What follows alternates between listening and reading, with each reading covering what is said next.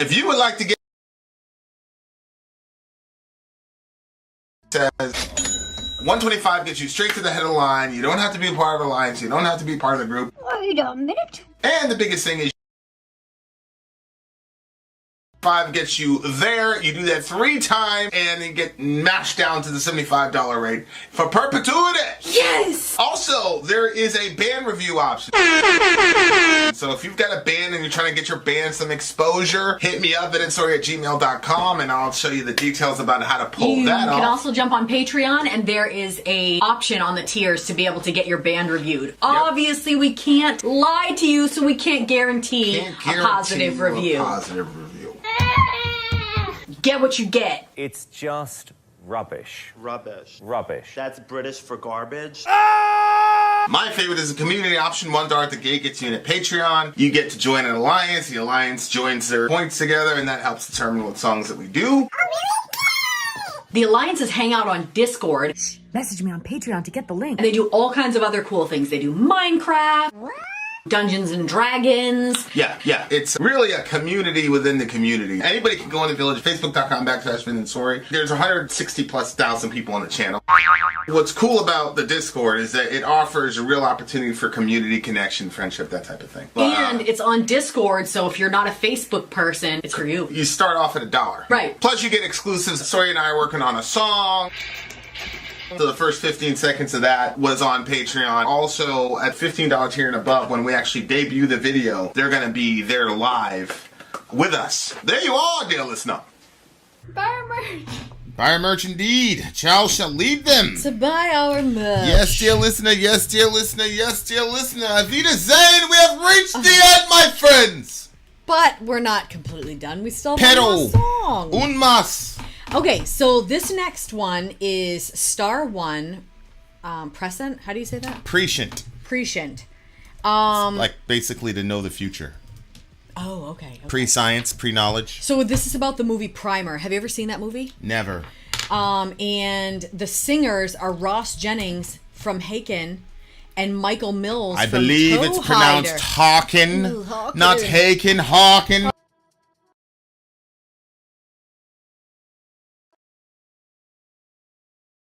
Toe Hider. Primer is... Oh! So we get the homie back.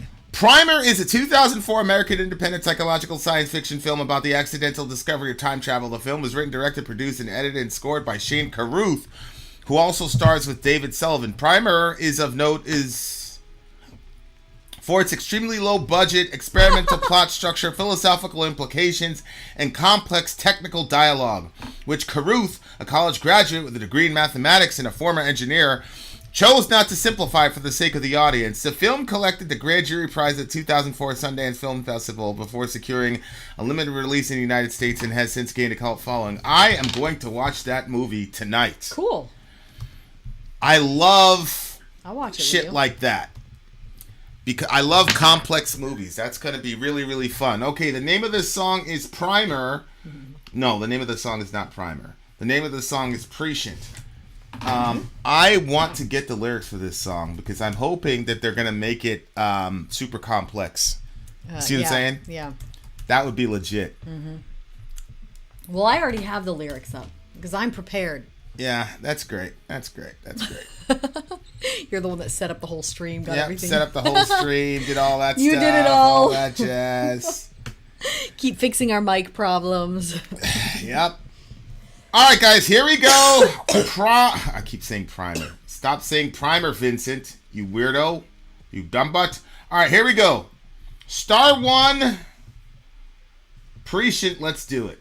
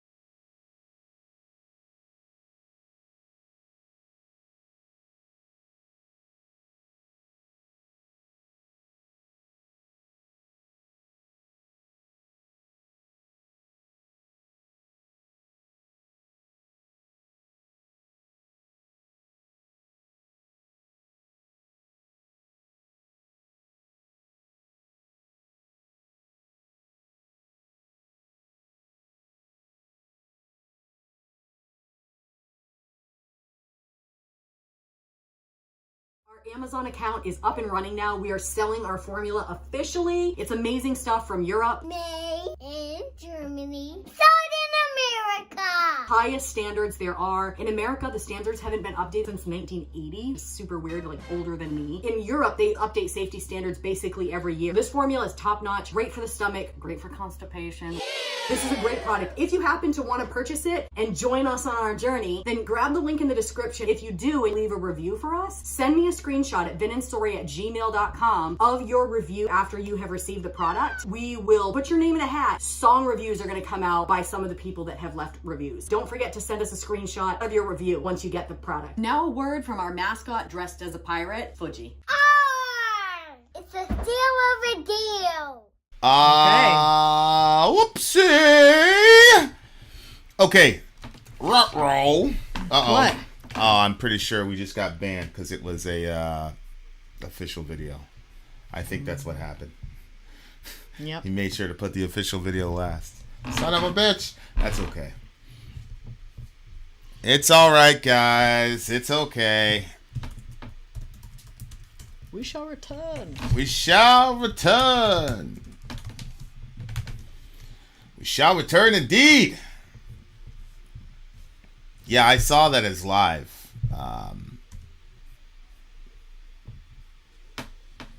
Stand by. Mm-hmm. Yeah.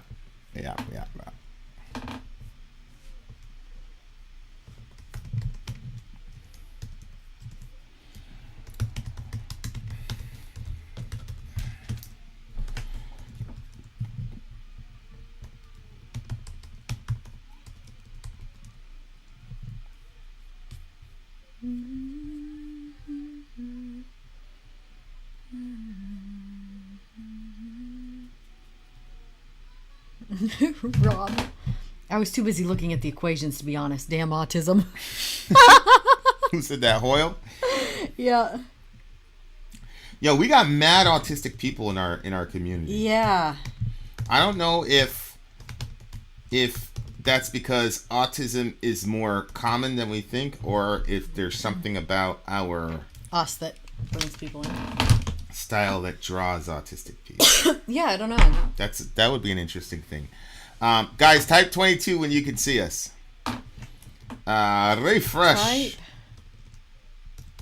22 when you see us. Boop. Boop. Stream's still unavailable in that Just refresh. refreshed it. Good. Reza was at the bottom of the stairs. Yeah, what was he doing? He was, well, first Orion got to go with us today because I wanted Zoe to be able to have that time in the woods. So Reza was very upset that he wasn't going, so he threw himself on the carpet. And he was crying, and then he was like, he said, We're back. okay, I'll tell you later. We have returned! Sori and I were actually taking a trip. We went to the end of the world. We just came back. I'm back again, yeah. We just came back in time.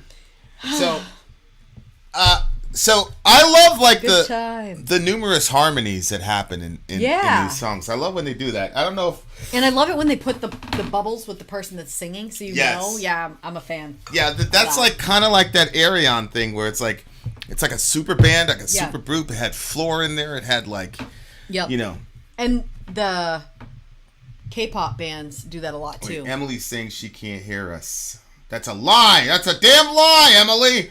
I'm seeing the counter right here. Turn your volume on. It's going fine. Turn your volume off and then turn it on again. All right, go ahead. What do you got? Yeah, the song had like at the beginning it was showing all of those equations and stuff, and then the music felt like that. I thought that was interesting. Yeah, well, I think it's actually extremely ambitious because it seems like they were trying to do with the music, obviously with the visuals in the video, trying to replicate what the movie itself is known for, which is the whole time travel, super complex, complexity, time travel, that type of thing. That's pretty cool, actually. I like that. So it sounds like it's about this guy that figures out how to turn back time, but people don't believe him, and so he puts his watch inside and counts back the strokes, it says. Would you believe somebody, like one of the running theories for all these UAPs is that what's it's a UAP? UFOs. Oh, okay. Is that they are us from the future. Yes. So because we've developed so much cognitively that we don't need as much mass as we do now, because thousands of years into the future we're going to evolve and become so massively intelligent that we no longer need that. Like our bodies and everything would just be a big brain. That's why the heads are so bulbous. You know what I'm saying? And a giant head and no body. So that's what it sounds like. Well, I had this like a weird thought the other day.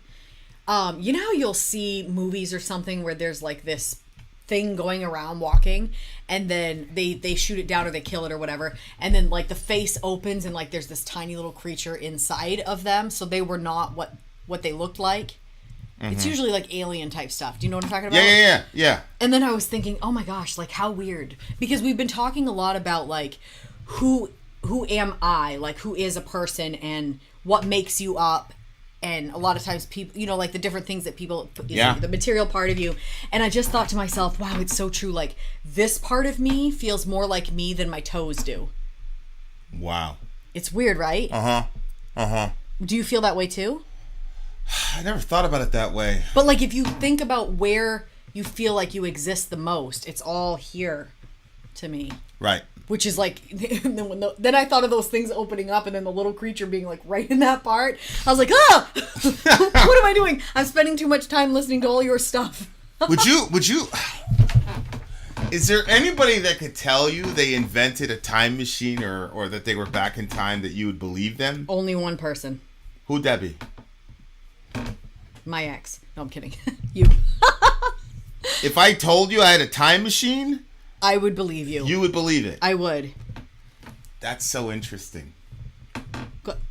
I don't know you to be a liar. So. Yeah, well, it's funny because if you came to me and said that you like went back in time and you were like serious about it, I would believe you. Yeah, for sure. Like if you were dead ass serious, but I would think that you, not that you had a time machine, but that you had some spiritual experience or something. I was just watching this thing from Paul Stamets. He's a mushroom guy, and he was telling this story with Rogan where like he like went mega OD. He mega OD'd on the thing, but anyway, he basically. Can you die if you OD on that? I don't know. I've never heard of it, but like he took way too much, and he basically saw like this flood or whatever in this specific little area. And then 3 weeks later, sure enough, there was a flood in that specific area. It looked exactly like what he saw when he was on his trip 3 weeks before. That's weird.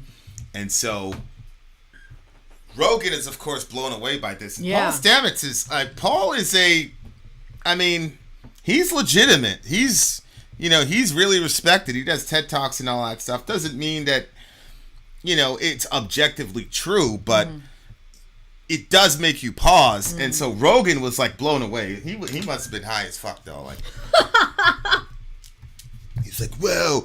And Stamets is like, yeah, man, I think I went into the multiverse.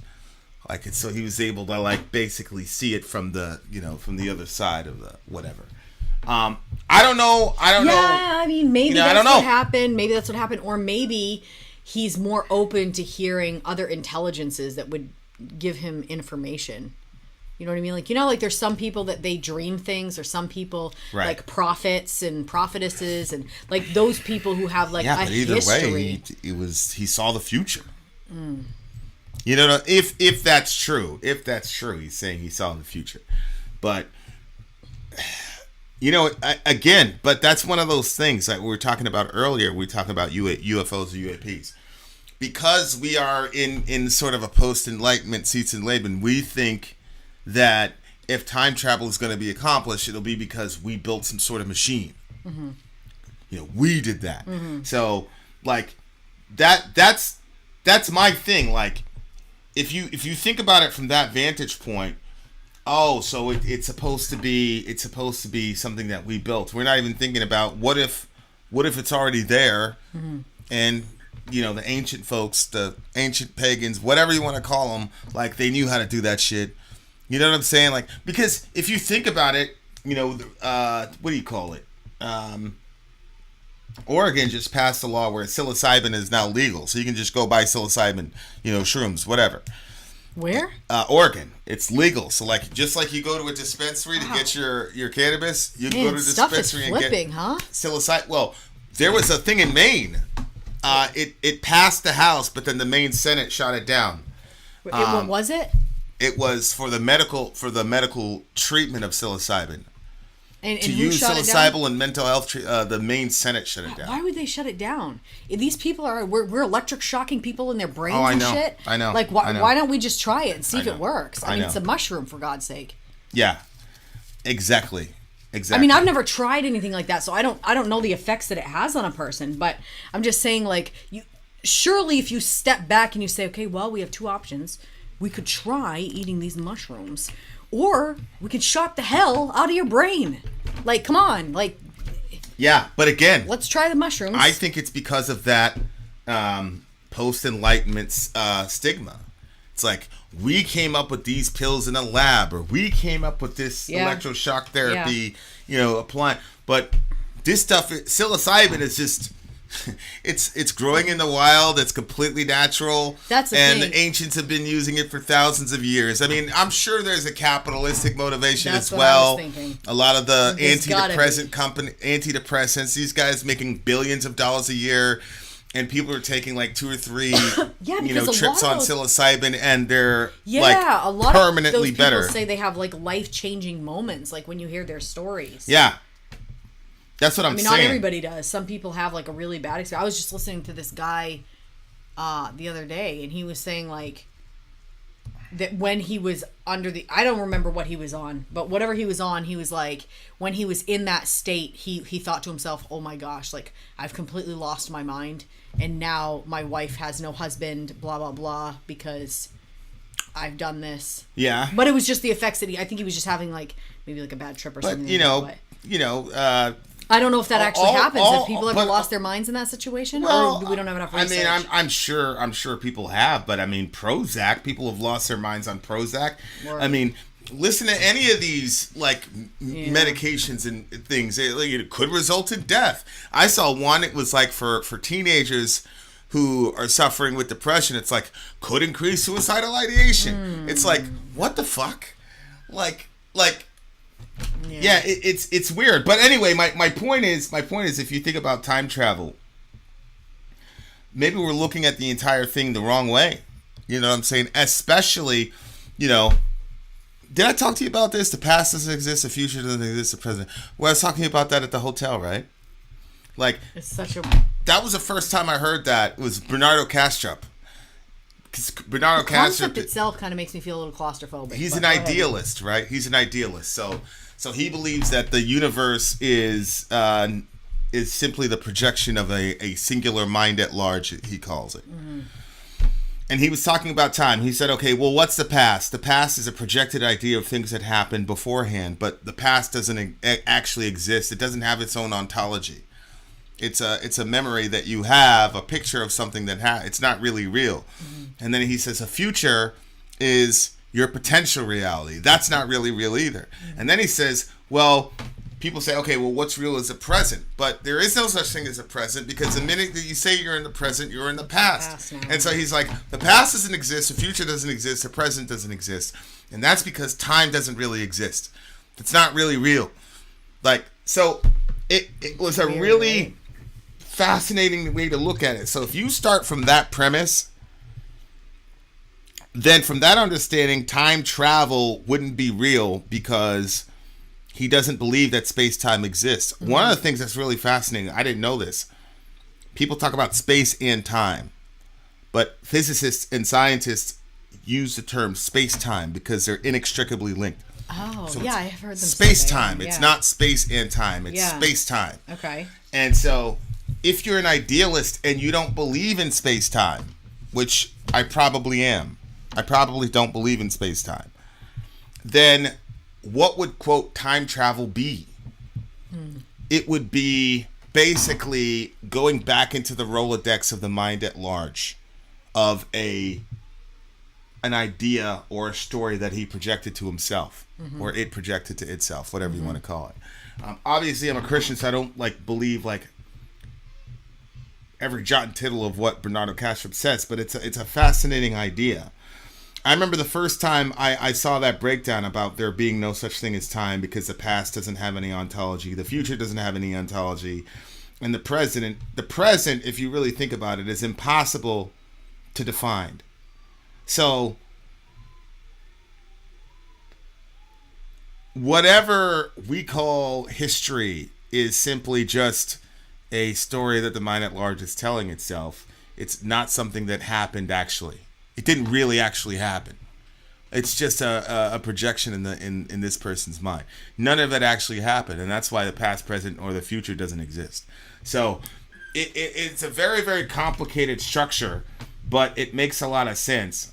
So then I would think about time travel as being able to,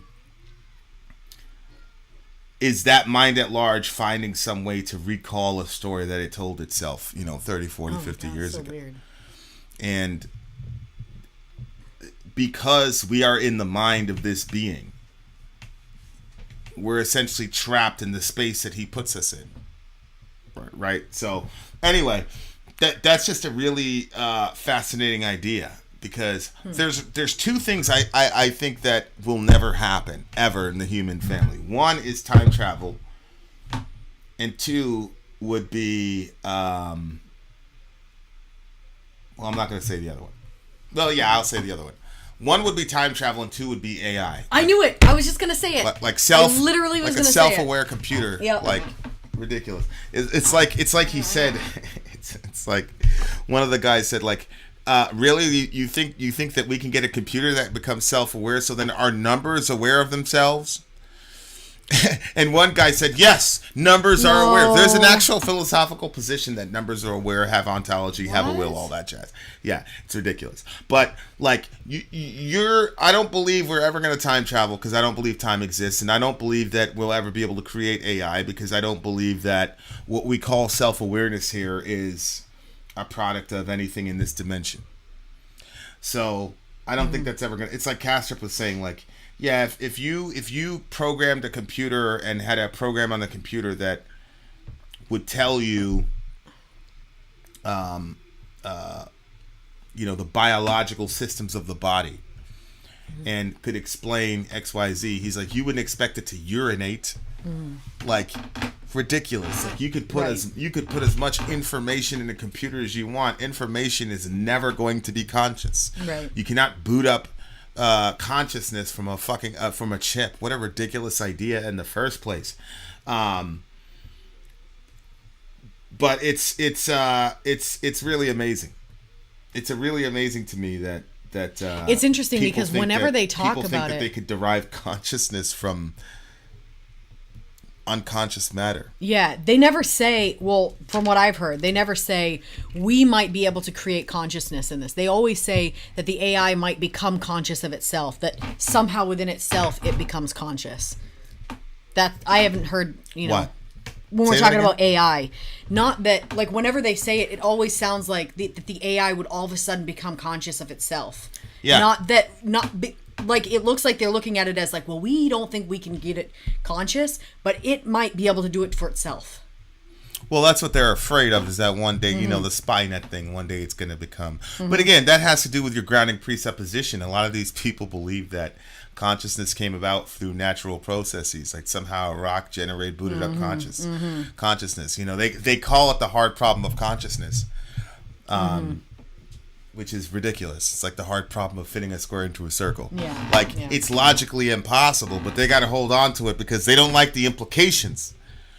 Right. So then you know what I'm saying? Right. So that to me, is pretty insane. That's a really, really crazy idea to me. So yeah, I don't think we'll ever do time travel, and I don't think we'll ever find a way to boot up consciousness from dead matter. I think that's crazy. But not crazy because it's hard to do. Crazy because it's logically impossible. But that you have to start with a certain kind of presupposition. Yeah. It was funny. I was listening to Sam Harris was talking to Lex Friedman about consciousness, and he said, Sam Harris said consciousness is a miracle. Really? Yeah. Well, when he says miracle, what he means is something that is inexplicable via the scientific method, and they're nowhere close to coming even.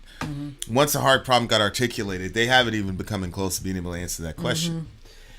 And he was playing around with panpsychism a little bit because he knows that the idea that matter is fundamental is a viable theory that's gaining a lot of popularity. And I think panpsychism is a way that you can kind of still be a materialist, because what they believe is that, at the quantum level, that consciousness is a property in all throughout matter. Okay. So that way they don't have to deal with the hard problem of that they can. You could still be a materialist and not deal with the hard problem of consciousness. Right. I think Bernardo Kastrup has pretty much destroyed that. But yeah, so time travel I think is a really, really interesting idea. And up until recently I thought it was a possibility, but now I don't. Now that I guess I would be a Trinitarian idealist. There you go. What do you get the song? It's a solid 8.8 for me. 9. Solid 9 for me. There you are, dear listener. The Wacky Tour coming at us with Yes. 6 good songs of good craziness. Yes, sir. Thank you for coming through. Thank you guys for coming through. I really appreciate all you beautiful people. We have are another outta stream here. tomorrow. We got another stream tomorrow. You guys know what it is. You know what it is. Vin out. Sorry out. Go.